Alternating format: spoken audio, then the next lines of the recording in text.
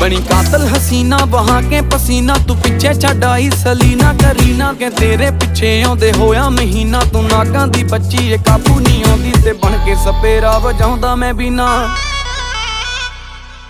केड़े खेत विच लगी केड़ी कणक दा नी तू आटा छकदी ऐ। Tight tight short loose loose T शर्टां ना कहर नूं ढकदी ऐ। शेर तेरे लक दी मार तेरी अख दी जिवें मैनूं तकदी ऐ। जाई गल दस के तू तां बस हस के जान कढ सकदी ऐ।